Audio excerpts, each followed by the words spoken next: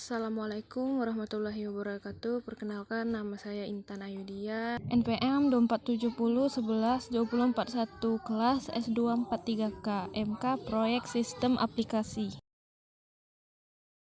Bab 1. Konsep dasar manajemen perangkat lunak. Pendahuluan. Manajemen perangkat lunak atau software management adalah proses perencanaan, pengorganisasian, pengkoordinasian, dan pengendalian sumber daya manusia dan teknis yang terlibat dalam pengembangan dan pemeliharaan perangkat lunak.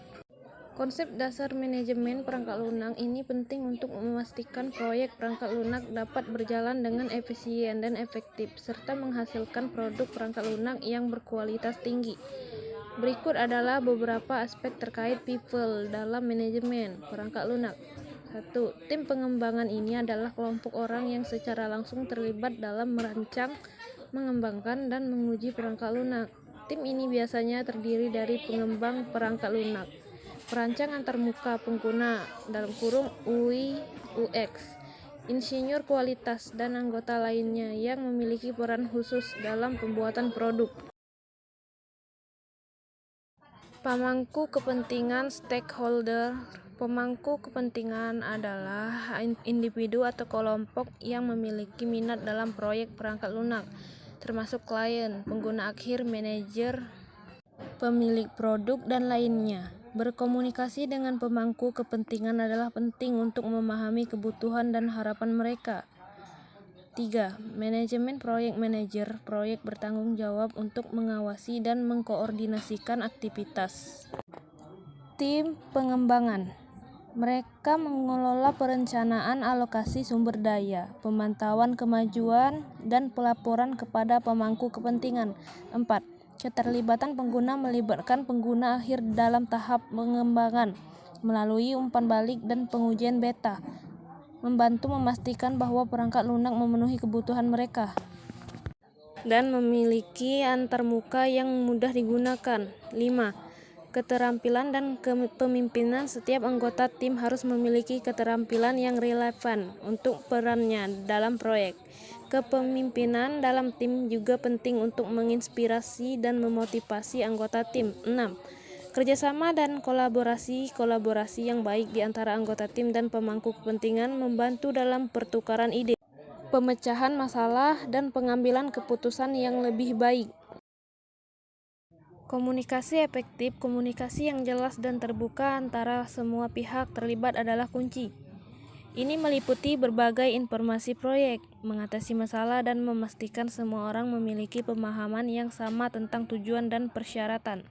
8. Pengembangan keterampilan. Tim pengembangan perangkat lunak harus terus meningkatkan keterampilan mereka dalam pengembangan perangkat lunak, teknologi terbaru, serta praktik terbaik dalam industri. 9.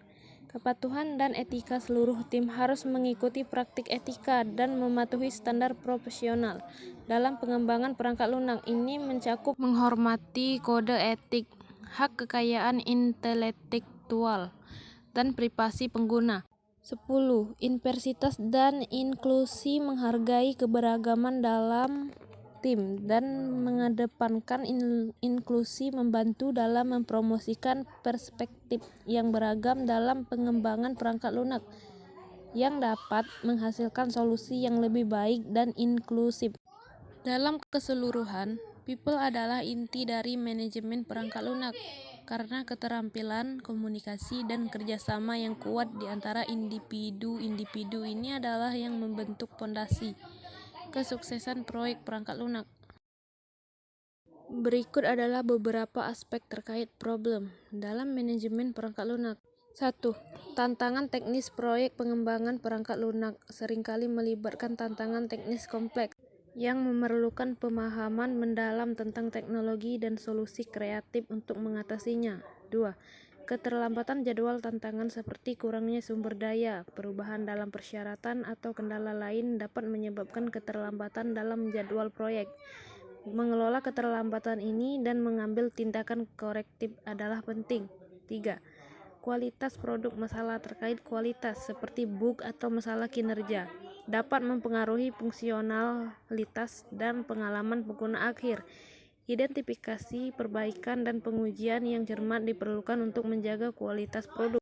4. Kesalahpahaman persyaratan. Jika persyaratan produk tidak dipahami dengan benar oleh tim pengembangan, ini bisa menyebabkan produk yang tidak sesuai dengan ekspektasi pengguna. Komunikasi yang baik dengan pemangku kepentingan membantu mengatasi masalah ini. 5. Keterbatasan sumber daya. 7. Terbatasnya anggaran, waktu, atau tenaga kerja bisa menjadi hambatan dalam pengembangan perangkat lunak.